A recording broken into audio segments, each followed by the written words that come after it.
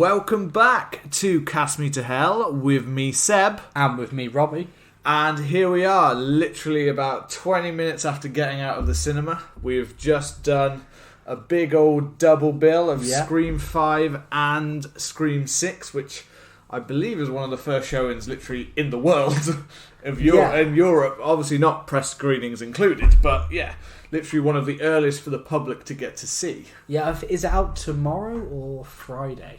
I believe in most of Europe it's out tomorrow. In America, for our American listeners, who does make up quite a lot of our audience, you sadly don't get to see it till Friday, so hopefully you'll avoid major spoilers. I think the best thing to do with a Scream film, we were having this conversation before we went in, is go in blind. Yeah, because absolutely. You don't want to find out who any of the killers are or any of the twists. That's kind of the main thing about a Scream film, isn't it? Yeah, absolutely. And this is a spoiler-free for anyone who can't read. Because we will have posted it all over saying spoiler-free, just a reaction. This is just a short episode just to kind of give you a little taste of our thoughts and our feelings.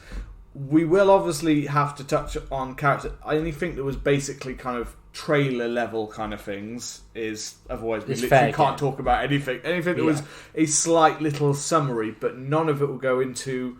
We won't ruin any kills. We won't ruin any set pieces or any spoilers. Killers at all. Will be mentioned in this episode. Yeah. So no, that won't be, and we won't even spoil killers who could have been. we won't make any. We'll let you jokes. go in with the hope and the thought of who may or may not be behind that mask at the end of the day. But Monday we are looking at dropping our full spoiler-filled discussion. So if you check out this episode, you see the film, then come back and see as we talk more in depth about it. As always, if you've enjoyed the show, if it's your first time listening, please hit the subscribe button so you can help the show grow and you get it as soon as it's out. And leave us a lovely review. Now going into Scream 6. Yeah. How are you feeling about it when we were going? Yeah, so I was coming into this film, I was actually feeling pretty positive. I'd seen a couple of good reviews, a couple of good reactions, nothing spoilery. I knew a little bit more than you because I'd seen one or two trailers, but I had avoided later trailers because this had about 4 or 5 trailers. There was a final trailer that was released literally like a day or two ago, and apparently it had one bit in it that was quite spoilery. So I was avoiding them at that point because I was like, right, I've seen it, I've got a tease of what this one looks like. I was very into the New York kind of theme. It looked like a good setting to have some good scares. My initial going into it, I was quite happy and quite kind of, what is this going to be without Sydney and with the new core characters? But I was very positive about the idea of the new characters, the core 4. The core 4, yeah. Those characters having their chance to shine and not really overshadowed by other characters. I'll jump over to you for your initial kind of in before we went in. Well, yeah, I mean, if you checked out our Scream 5 review, like a year ago, I wasn't massive on Scream 5. Rewatching it again in cinema, knowing who the killers are, I did prefer it, and I did enjoy it a bit more. And I kind of went into this film knowing that obviously Neve Campbell's not coming back for it, and it was moving to New York. So I was kind of thinking, well, actually, why not? I kind of thought it could be close to jumping the shark. There was some stuff in Scream 5 that I wasn't overly huge on, that I found a bit, I don't know, it just didn't click with me. Scream for me has always been a bit more grounded. There was some stuff in Scream 5 I wasn't huge on. But I kind of went into this thinking, you know what, it's a bit more of a fresher chapter for it. And one thing I will say is and it's not a spoiler because we know that Neve Campbell's not in the film. Yeah. Whilst I know a lot of the reviews said that her presence is kind of missed, I do feel like it almost without Sydney and without Woodsboro, it was able to tell its own story a bit more, and I kind of enjoyed that. My problem with Scream 5 was I felt that it was basically just Scream 4, but a bit different. It was kind of doing a whole remake, reboot kind of thing. So Scream 6, having a bit of a fresher story, being away from Woodsboro, still kind of touching on the legacy of it, and there is still some meta-ness, but I kind of felt it was a bit more of a fresher story, being away from Woodsboro and following on from the core four and our new characters. I kind of enjoyed it a lot more than I expected to. Yeah.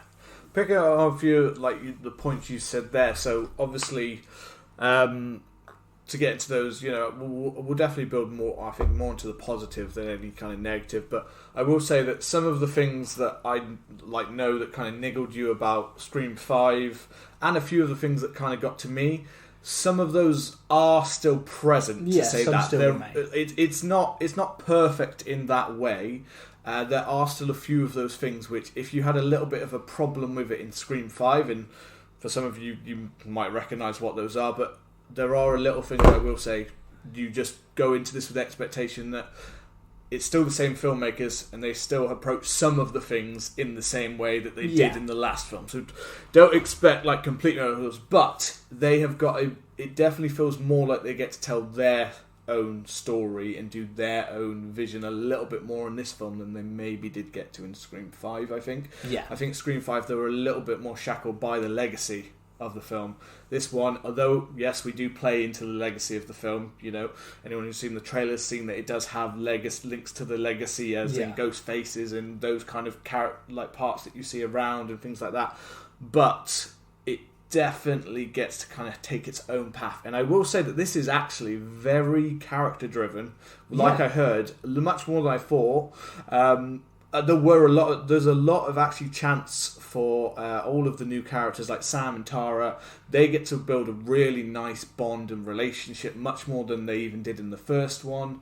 And even with the Meeks brother and sister twins and things like that, we really do get to kind of root for them this time. Whereas I think one thing that I think we definitely said about Scream 5, I remember saying in our review, and this isn't spoilers of any kind, just to say that one thing we said is it felt like we kind of rushed past a lot of the characters. And because we were trying to fit in Legacy and all of the new characters, it started to feel like a lot of them ended up getting a bit shortchanged. And I'd say definitely for the new characters here, we get to have a kind of a fresh kind of start with them in some ways. We get to really enjoy them in a different way, each character a little bit. Yeah, I agree with you on that. And I think just to say one other thing that I think is a little bit holding this one back in some ways, actually, if anything, was, I'd say, the legacy characters that are around in this film are almost the only things at times that stand out for me.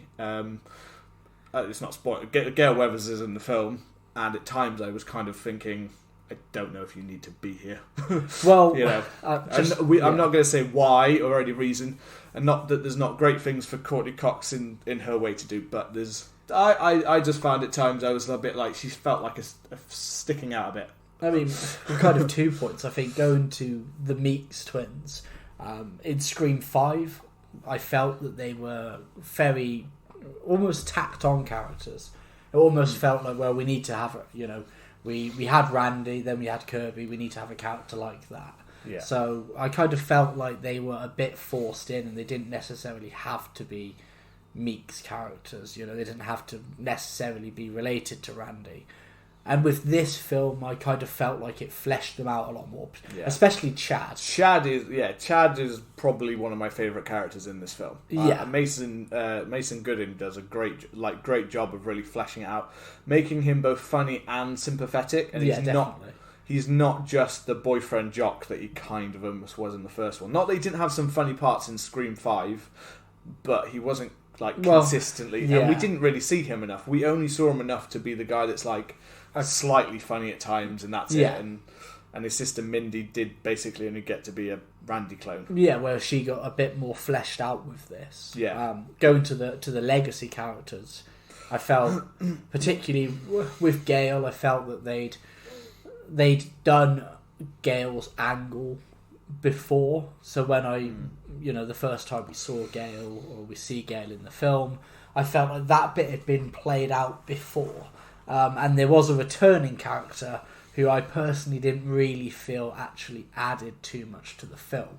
I'm not going to say who it is, but I didn't feel like they particularly added much outside of a little maybe a red herring, but outside of that, I didn't really feel that their inclusion was necessary. But I think there were a couple of little bits. I know New York City is supposed to be very dangerous, but there was a scene where Ghostface is attacking somebody during broad daylight, and that bit I was like, well, it looked very much like that bit was taking place on a studio. Outside of the windows was light, but you couldn't see anything. But then there are a lot of the scenes that are at night, or a lot of the actual Ghostface scenes themselves. I'm trying not to give too much away. Are actually really well done, and there are some great set pieces in this film. This one really does have some fantastic. Anything you've heard about this one being bloodier, gorier, and just in general, the Ghostface at times feeling more brutal is definitely true. There are some really brutal kind of angles that go here. There are some really intense scenes. There are definitely some really suspenseful scenes. And I definitely say that's one area definitely that is better than Scream 5, 100%. Yeah. This one has set pieces that I don't feel like there were very many long in Scream 5. Everything kind of felt quite quick at times. Like a lot of the kills and stuff felt quite quick. Here, some of them really do feel longed out, and not in a bad way, in a kind of we get them to go through a journey the characters have to go through, and then there are a few little shocks and surprises along the way, and again, but I'd also not that there's not a few. Just to say, a few little logic flaws at times. It's a film. It's a horror film. We're going to have that. There are always going to be these logic flaws. And as I said, a lot of it works. And I'd definitely say more of it works than it doesn't. Yeah. One thing that stuck out for me was it was paced a lot better than Scream 5. I think the film's, on first watch, is paced really well. Rewatching Scream 5, I did notice just how quick things seemed to move. It seemed to be like characters were introduced. One of my main problems with Scream 5 is, Carl Gallner I think he's a great actor. Yeah. He's been in a lot of good films. I hear he's in Scream 5. I'm excited, and then he's in 2 scenes and then he dies. Yeah. And it seems like the film just goes through really quick. And watching it back, that stuck out, but it seemed like Scream 6 was a lot better paced. I can't say that there were moments where I got particularly bored or I found them particularly dull. It seems like we have a good mix of relatively action-y set pieces in parts, some pieces that are pretty tense, and then, like you said, some character-driven moments where characters are talking. We get to see Sam and Tara fleshed out more, and how the effects of Scream 5 have stayed with them. And I thought that was really well done. There's also quite a nice consistent flow of death. Sometimes with slashers, or again with other Scream films, there are sometimes when you notice that actually it feels like you've gone ages without, say, a death or Ghostface doing anything. And there are some quick Ghostface ones in this one, but it feels nicely scattered throughout, that you definitely don't feel shortchanged. And the other nice thing is, obviously, they've packed out the cast with extra people, some of which are cannon fodder, and some of which actually get a little bit more to do, as you'd expect, kind of thing. But it's always nice when you come into a Scream film and you don't feel like, oh god, who have they actually got left that they can kill off at this point? Are we just going to introduce characters for the sake, And we've got lots more characters in this franchise, and it does give still an angle that we can still have a little bit of life left to go, moving on from there, kind of thing. I do think, for me personally, upon first watch though, there is something, and I don't know, and this is so where it's good. We're going to leave a little time to settle before we do our spoiler one, or maybe it won't be until I actually do a second watch. But there is something about the structure of the film at times, when I think about how this film played out, that it definitely felt at times, though, in certain scenes, as if there was something missing, or if they'd filled in certain ones. And it's hard for me not to think about that, the fact that obviously that they had to, quite quite quickly had to rewrite the script in order to remove Neve Campbell from it, and I do kind of wonder what role she would have played in this. Yeah, that's it. You know I don't feel like Sydney's a very crucial part of Scream, but for me, I didn't feel like I was particularly missing her, because Scream 5, she's kind of, it feels like she's just brought back, and relatively quickly. It only has a couple of scenes,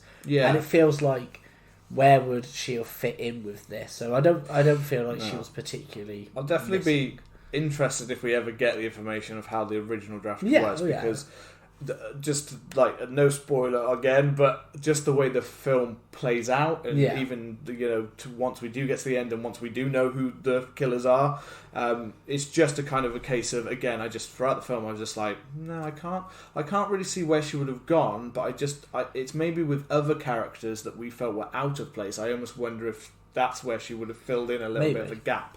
But yeah, it's that kind of interesting thing that you leave the film going with that. But I 100% don't feel that she was needed, and I was quite happy with the way it was left in Scream 5. Yes, I think in Scream 5 they actually used Sydney the perfect amount. I think she came in for a little bit. She didn't need. We've had so much time to know about Sydney. We know stuff. We don't need to know more stuff. We had a quick thing. She got to do some kick-ass action. Yeah. She got to kind of pass the torch like they were talking about in the film, and she kind of left it there. And it did kind of feel like, even in that film, they kind of set the table of, why would she come into this unless there's a really good reason, kind of thing. Yeah. And again, I can't say that there would have been a really good reason I could have come up with for why that would have happened. So yeah, to kind of get that kind of point in the head, because I know a lot of people straight away, they'll be thinking about the Neve Campbell of it all. And I even said to you earlier that one of the reviews said that they fumbled her, like, Sydney's part in this, and I don't really get that at all. It's not even a case of there's no, it is exactly what I wanted it to be. It is just a passing kind of thing. That's it. Yeah. You know what I mean? And like you said, eventually it gets to the point where, how can you tie Sydney into the story? No.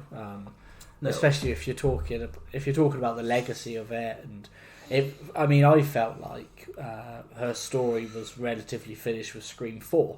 Her coming back for Scream 5, it made sense, but then Scream 6, it's like, well, how are you going to get her in? And I think the ending of the film, we will talk more in our spoiler one, it made an impression to me of the franchise moving forward. Know, I think that definitely. I think that the good thing, though, and this is a good thing that Scream 5 managed to do, because actually, to be fair, almost no horror franchise have managed to do this. I do think that they've actually managed to masterfully actually pull off the fact that, like I said about her limited screen time, and that she was just there purely, and they were setting up almost as the legacy characters kind of thing in Scream 5. The whole film worked well as a passing of the torch while building some new characters that would have just enough interest in to follow them on. This film has now kind of secured those characters, I think, enough. Oh, yeah. That we can... I 100%, if we leave all of the legacy characters behind and just move on with these characters, I think we've got a new life for the franchise. Yeah, that's... Without feeling like we've got to the point where, oh, really? For fuck's sake, is Sidney Prescott being hunted again? You know what I mean? I think it's... In one way, it's weirdly been a stroke of luck, and I'm sure in some ways, I don't know if Neve Campbell will be kicking herself now, going, "Oh shit!" Sadly, the money thing didn't quite work out for me. But sadly, in one way, thank you, Neve, for letting your character kind of hopefully end on a good note, get to go on, and the franchise still gets to live on without you, without feeling like other slasher franchises, where they basically had to go to extreme measures in order to kind of change the character and could never stick with a character. Whereas this one now feels like we've actually got, and as long as Jenna Ortega and Melissa Barrera are happy, within the franchise, and seeing where anything goes, but those characters would be great, if they can continue, and if they do continue past this film. And it goes back to letting the character of Sidney Prescott have a happy ending. It's this, I don't know if it's this current thing where you have legacy characters and you almost you bring them out to die. We've seen, and I don't think it's not just recent, but I mean, if you look at A Nightmare on Elm Street, Nancy Thompson dies early in that, and then Jamie Lee Curtis dies in Halloween Resurrection, and it's kind of that thing of you just let a character have a happy ending and not need to come back, have to constantly come back. Like, why does it just have to be about that kind of character? The story can end, and they've built up in a good way for that. So anyway, let's just I'm just gonna some of the key couple of highlights. We'll just do a little quick back and forth about them, and then I think we'll wrap it up, because again, there's only so long we can talk without slipping up real bad and give something we have to re-edit here. We don't want to do that. So we had a lovely little 4.5 hours at the cinema. Yeah. So how do you feel about the new characters, not even the ones from the last one, like the new characters in this film? Do you feel like they're strong, or do you feel like they were? I think the new characters were okay. I think the returning characters from Scream 5 were great. They were a lot more fleshed out, and we actually got to get to know them a bit more as people and actually care for them a lot more. Some of the surrounding characters were okay. Added some little bits. There were some characters I liked, some characters who were just okay. What about you? Yeah, I agree. There were a few of the brand new ones that are brand new for this film where they kind of, some of them kind of, even though they had several scenes, they didn't really make much of an impact. Some of them only had short scenes and made much more impact in their short time, things like that.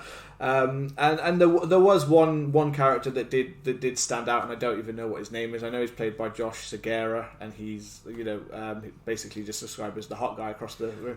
He was one character who I will say, like he probably actually had less scenes than quite a lot of the others, and yet I'd say that he made a bigger impact in the film. Kind of that.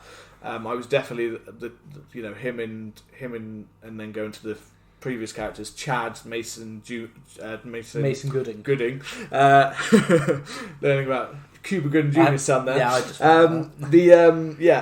he was a standout. Mindy got developed. Still wouldn't say she's quite strong in my mind in this film in some ways. Yeah, I think she's not. But Sam and Tara definitely get to build a much nicer kind of thing, where I know like some people found Tara actually a little bit grating in the fifth one, and didn't quite know if Melissa Barrera, it's like she could pull off that, actually being the leading lady, and I'd say that she definitely can work well in that. And so we've both mentioned about returning any legacy characters we have here. I'd say it's quite a mixed bag here. Yeah, I'd say mixed bag. It's not much more to say, and I don't want to go any more in depth into that, but it's a bit mixed. What about New York City instead of Woodsboro? I really enjoyed it. And one thing that I had was, my problem with Scream 5 was it was very, and I think it was a bit too meta at times. It was a bit too, you could be the killer because of this, and it was too much about the rules and stuff like that. Yeah. Whereas this one for me, it just told more of an interesting story. I will say about the saying about the rules, and again, it's not a spoiler in any way, is there is a scene all about the rules. And that was cool. Because it's cool, but also because it almost feels like it's taking the piss out of the previous one by saying we've heard this so many times now. Like, come on, guys. Like, that's what it felt like. And it was kind of nice because it was played more as a funny scene instead of being this kind of serious, like kind of scene. I felt as an actual, as a setting, I felt it really worked. I felt they really worked with it. I was worried that most of the film was going to take place on a boat. And I like we were going to do a full Jason Takes Manhattan. Yeah, and I like that there was a Jason Takes Manhattan Easter egg in there. Look out for that. Yeah. There were some really great Easter eggs across the film, actually, really good, especially for the Scream franchise as a whole. No, the setting was fantastic, and yes, even though some people are thinking, like you said before, jumping the shark because it's going to New York, and your mind just goes to Jason Takes Manhattan, which is a really cheesy, great Jason film, but it works for Jason. But a lot of people are like, well, you can't, but you absolutely can. They make it make sense. There's nothing wrong with it at all. And New York has plenty of places that you're like, yeah, they're legitimately scary. The first teaser trailer did the tube train scene, which the was subway, awesome. When all I say is fantastic set piece. If you can make it there, you can make it anywhere. New York. Sinatra said it best. Deaths I thought were strong. We had quite a few, and even some of the ones actually that I was like, not too sure about, actually had a bit of a played out quite well by the end, kind of thing. I had a different perspective on them, so that was quite cool. Yeah, and a lot of people spoke about the kind of gruesomeness and the goriness, and we at times it was quite violent, and it never got to the point of being excessive, but it got to the point where we looked at each other a couple of times like, oh fucking hell. It felt brutal at times. It felt like there was a lot of anger in Ghostface, a lot of anger, and the nice thing is for those people that like to pick apart them kind of thing when you're looking at there's a nice thing with I think people will look back on Ghostface this time and be like picking things that are like, oh yeah, that's definitely for next time's viewing. And then one thing that always comes with a Scream film is the opening. No spoilers, no details specifically. But how did you feel about the opening this time? The opening fucked. Yeah. I think after the first... I'm trying to run through the openings of them in my head, but not recount them. But I think out of the openings, I think it was my favourite since the original. I think it plays with it very well. Yes. I do think... I'll say that it did something that I think me and Robbie were both hoping that was we'd like to see the franchise take a little bit of a different turn in some ways, and the opening does do that, and not in if I'm thinking about it in my head, I really like the original, and I really like Scream 2. I think Scream 3 is not that great of an opening, I think Scream 4 is not that great of an opening either. Although it plays well, I think the opening is the weakest part of Scream 4 for me. Scream 5 was good. Good because of it kind of defied because it was the one girl that survived kind of thing. So we kind of play that in. But this is one that legitimately feels like it kind of messes with you in that kind of way, and it has some characters that you don't expect it to go the way that it goes, kind of thing. So it's really interesting in that way. I think that is the main kind of... I think that's the most we can do. We've talked longer than we planned to anyway. Yeah. So I think that's the most we can do without going into spoilers. I don't think we've given away anything in there. We've tried really hard. I think I've said the words no spoilers about 20 times in 20 minutes or more than 20 minutes.